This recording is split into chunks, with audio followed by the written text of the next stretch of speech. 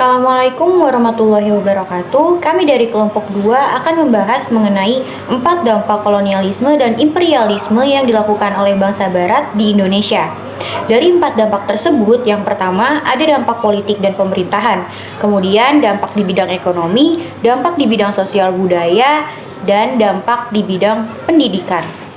Di sini saya akan menjelaskan dari dampak kolonialisme dan imperialisme di Indonesia di bidang politik dan pemerintahan.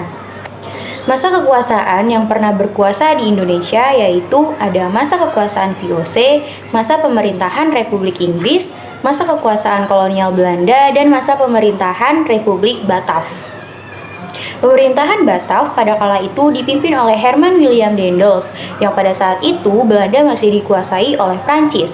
Dampaknya, yang pertama adalah hilangnya kekuasaan raja-raja, karena pada saat itu VOC, Belanda dan Inggris telah ikut campur dalam kekuasaan kerajaan di Indonesia, sehingga mereka tidak mempunyai kendali terhadap rakyat lagi.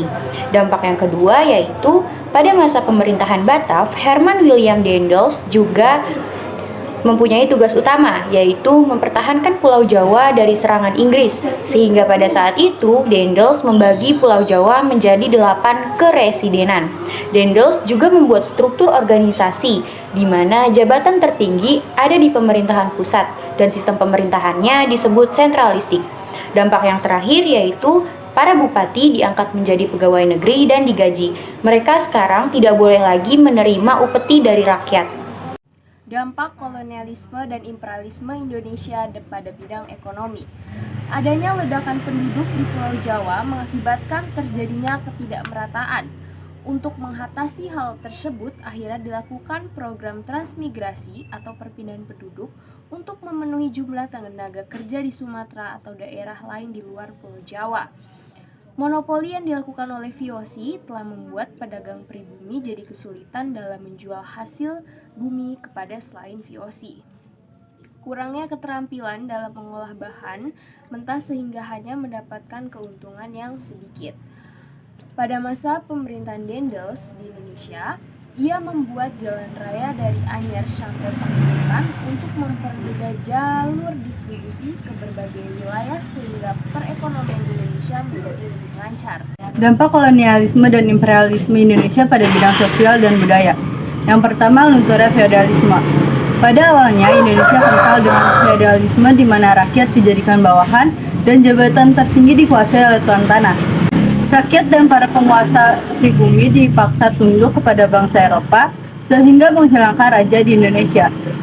Yang kedua, stratifikasi sosial. Penggolongan masyarakat berdasarkan kasta atau jabatan. Pada saat itu di Indonesia terdapat beberapa golongan. Yang pertama, golongan Eropa, golongan Timur Asing seperti Tionghoa, Arab, dan India. Golongan Bumi Putra, golongan ini paling rendah yaitu Indonesia asli. Pertumbuhan penduduk. Faktor yang menyebabkan rendahnya tingkat pertumbuhan yaitu penyakit, kelaparan, perang, dan bencana alam. Ketika abad ke-19, penduduk mulai mengalami peningkatan karena adanya kebijakan kesehatan dan perkembangan teknologi. Proses migrasi untuk mengatasi ledakan penduduk di Pulau Jawa menerapkan program migrasi dengan membujuk petani Jawa agar bekerja di perkebunan Sumatera. Yang keempat, gaya hidup.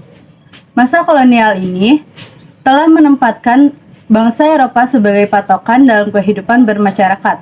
Contohnya tradisi pakaian saat bersantai di rumah yaitu kebaya dan sarung. Sedangkan dengan acara resmi, busana yang digunakan adalah gaun-gaun mewah. Dampak kolonialisme dan imperialisme di bidang pendidikan. Sebelum masuknya kolonialisme barat di Indonesia, sistem pendidikan Indonesia masih bersifat tradisional. Sistem pendidikan tradisional ini hanya diperuntukkan bagi orang-orang tertentu, yaitu kalangan elit masyarakat. Pusat-pusat pendidikan pun hanya terbatas. Pusat pendidikan hanya terdapat di lingkungan keraton dan tempat-tempat penyebaran agama seperti pondok pesantren. Pada saat muncul politik etis di Indonesia, muncul berbagai sekolah. Sekolah-sekolah tersebut hanya diperuntukkan bagi orang-orang golongan priayi dan bangsawan.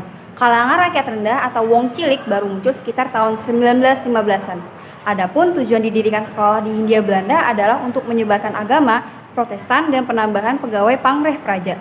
Adapun dampaknya itu yang pertama, Munculnya golongan-golongan terpelajar di Indonesia. Yang kedua, bangsa Indonesia bisa membaca dan menulis sehingga dapat menjadi tenaga-tenaga kerja di perusahaan Belanda.